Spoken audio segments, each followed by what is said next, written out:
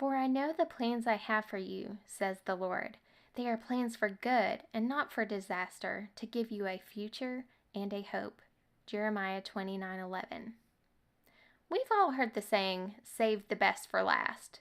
Sounds good when you're referring to eating a meal and you've got that yummy dessert calling your name, but in real life, most certainly we don't want to be last. Last one picked to be on the team, last one to get invited, last one to have someone interested in you, last single person in your group of friends, last one still at home, last one to know what you're going to do with your life.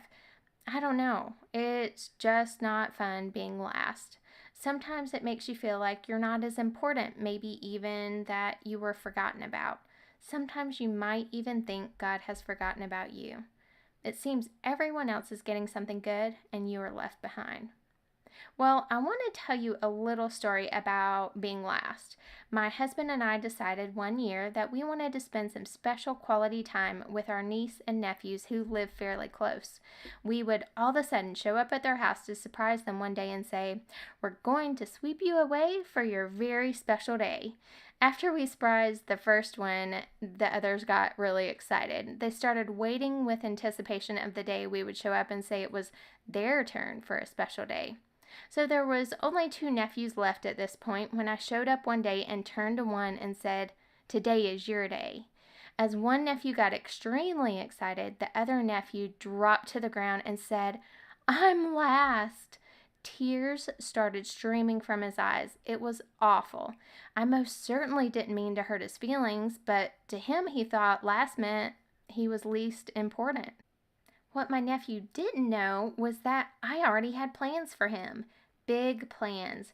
I most certainly hadn't forgotten about him, nor was he by any means less important. Really, it came down to the timing of things. We had plans to take him to the Ringling Brothers and Barnum and Bailey circus. It would be amazing, and it only came to town for a few days, so that meant we had to wait.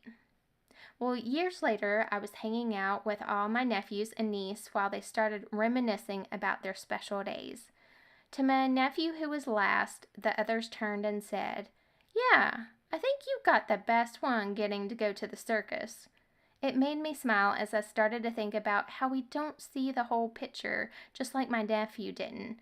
God does have plans for us. He loves us more than we know. His timing, though, is important, and rarely is his timing our timing.